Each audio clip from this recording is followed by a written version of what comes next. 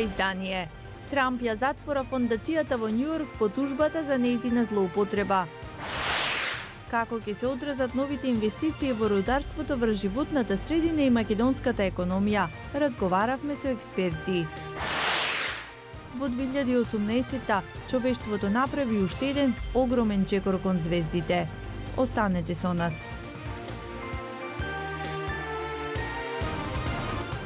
Добро вечер. Ова е News Flash на Гласот на Америка на македонски. Јас сум Анита Шијакова. Американскиот претседател ја затвора фондацијата во Њујорк по обвинување дека служела за исплати во служба на неговите бизнис и политички интереси. Во меѓувреме Трамп сигнализира и компромис за делумното затворање на владата. Американскиот претседател Доналд Трамп ја затвора неговата хуманитарна фондација, откако адвокатката Барбара Андервуд покрена тужба со која го обвини дека е злоупотребил фондацијата за бизнис интереси, како и во корист на претседателската трка во 2016-та. Согласноста за затворање не значи крај на тужбата, во чии рамки се и побарување од $2,8 милиони како оштети и забрана за трите најстари деца на Трамп да бидат во раководните структури на било која непрофитна организација на подрачјето на Сојузната држава Њујорк. Белата куќа соопшти дека очекува да види дали републиканските и демократските лидери во Конгресот можат да постигнат компромис. Трамп бара $5 милиарди за финансирање на зидот кон Мексико. Ако не успее во намерата, се уште не е јасно дали ќе дојде до времено затворање, што значи дека повеќе од 800,000 федерални работници нема да работат или ќе работат без плата, нешто што никој не сака да се случи пред Божик. Како ќе влијаат новите инвестиции во рударскиот сектор во Македонија? Какво ќе биде влијанието врз животната средина, а какво врз домашната економија? Со експерти од оваа област разговараше Мики Трајковски.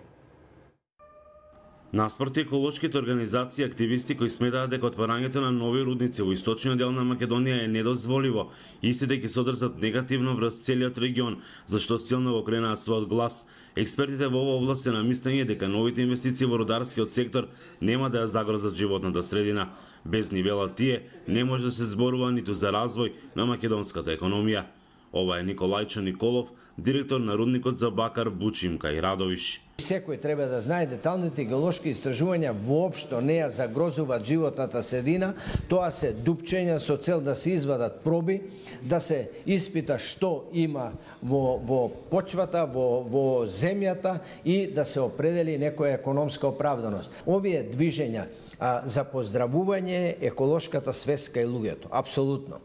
Но не е за поздравување еколошки движења кои се на памет без аргументи. За рудникот Иловица, Штука кај Струмица, кој во јавноста е познат и како рудник на смртта, Николов вели: И јас конкретно за Струмица повеќе пати сум кажал таму, треба да седнат експерти од рударскиот сектор и експерти од земјоделскиот сектор, да направат математика, што се добива со едното, што се добива со другото. За професорот на рударскиот факултет во Штип Благој Голомеов, во изминатиот период врз рударството била водена негативна кампања. Отварањето на нови модерни рудници кои што е планирано, на пример Иловица, која инвестиција е прилично висока, над 300 милиони евра ќе биде сигурно. Значи, самото отворање на тој рудник значи некаде околу 3% од пораст на бруто домашниот производ. Тоа не е занемарлива бројка. Експертите велат дека Македонија е земја богата со минерали, но и поголем дел од нив се неистражени. Во последните 40 години не бил отворен ниту еден рудник за металични суровини. На годишно ниво од постечките рудници за метали се извезуваат суровини во вредност од околу 180 милиони евра. Сметаат дека со добра стратегија земјава на годишно ниво ќе може да произведува и до 2000 килограми злато, за што има сериозен потенцијал. За Гласот на Америка од Охрид, Мики Трајковски. Во текот на 2018 година НАСА слета на Марс. Кина започна да ја истражува темната страна на месечината. На далечен астероид е откриена вода, а меѓународната вселенска станица слави 20 години. Ара Шарабасади ги сумира годинашните постигнувања во Вселената. 4, 3, 2, 1, 0. Во 2018 година човештвото направи уште еден огромен чекор кон звездите. Летало на приватната компанија SpaceX, основана од милиардерот Елон Маск, постави рекорд по број на летови. Мисијата Falcon 9 со намирници до меѓународната вселенска станица е само еден од 19 летови, а до крајот на годината се закажани уште 3. 3, 2, 1. Во 2018 меѓународната вселенска станица го прослави својот 20-ти роден ден. Таа останува истражувачки конзорциум на САД, Канада, Јапонија, Русија и 12 члената Европска вселенска агенција. Но не беа сите вести добри од меѓународната станица. Истражувачите објавија дека сите 5 видови на бактерии донесени од вселенскиот тоалет и платформата за вежбање се отпорни на антибиотици со веројатност од 80% да ги разболат луѓето. Ова видео доаѓа од кинеска телевизија и Гласот на Америка не можеше со сигурност да потврди веродостојноста, но кинески извори велат дека представува лансирање на ракета која во јануари се очекува да се приклучи на лунарна сонда за истражување на темната страна на месечината. Истражувачот на длабоката вселена во НАСА, Озирис Рекс, прелета на околу 10 километри од Бену, астероид со големина на облакодер. Беа потребни 2 години да стаса дотаму, а научниците беа изненадени од откритието на хемиски отпечатоци на вода во течна состојба. Тие ја проучуваат веројатноста Бену да се судри со Земјата за околу 150 години. Во 1977 година НАСА ја лансираше втората сонда Voyager. Годинава сондата влезе во меѓузвездениот простор и сега е надвор од материјалното и магнетното поле на Сонцето. Тоа е на 11 милиарди километри оддалеченост од Земјата и за сондата да испрати информации назад на Земјата потребни се околу 16,5 часа. Истражувачите се надеваат на уште 9 години патување на оваа сонда. И за крај, танцот на научници на НАСА како прослава за слетувањето на сондата Инсайт на Марс. Леталото е на 2-годишна мисија да истражува внатрешноста на црвената планета. А таксистите во Њујорк подготвија новогодишно изненадување за градот. Календар за 2019 година со нивни фотографии. 90% од возачите се имигранти, што дополнително предизвика внимание. Нина Вишнева известува за ова. Возачот Грег Виткин ја знае секоја улица во Њујорк, но малкуми не знаат колку тој се разбира во уметност. Ако го отворите овој уникатен календар, ќе го видите Виткин како позира за октомври. Идејата да се направи календар за возачите на жолтите таксија е стара 6 години и им припаѓа на Шенон и Филип Киркман. Шенон ги прави фотографиите, а Филип е задолжен за организирање и финансии.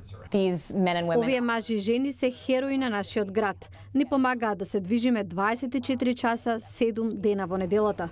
Има повеќе од 13.000 жолти таксија во градот, кои ги возат 50.000 луѓе од цел свет. Според градската статистика, 90% од нив се имигранти. Оваа година Киркманови помислија дека би било одлична идеја секој таксист да биде представен во календарот за 2019. Имаме возачи од различни држави во Африка, цела Европа, Русија, Јужна Азија и Јужна Америка. Тоа е добра слика за Њујорк. Се одвива според планираното. Майк знае како да придобие повеќе патници, Назмил нуди кафе на патниците кои имаат недостиг на кофеин, Алам ја бара вистинската музика, а Алекс може да се справи со секаква ситуација на патот, дури ако тоа значи и огромна змија. Шенон и Филип велат дека го осмислиле и најмалиот детал.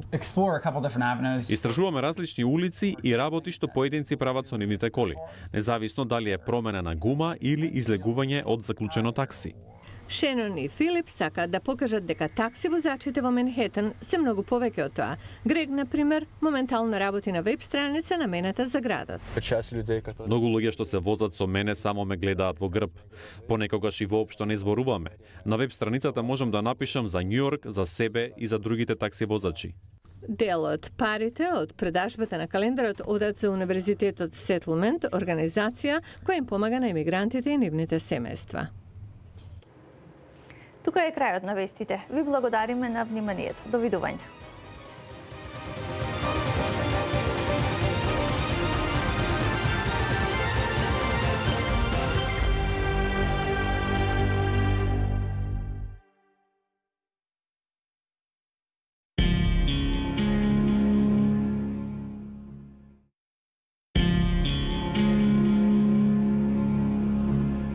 VOA presents the following National Geographic program.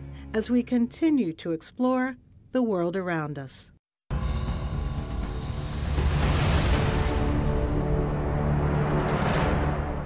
Illegal logging, according to Interpol, makes up about 50 to 90% of the logging in the rainforest worldwide. It's true that deforestation alone counts for more carbon emissions than all transportation, all the cars, trucks, trains, boats, planes combined.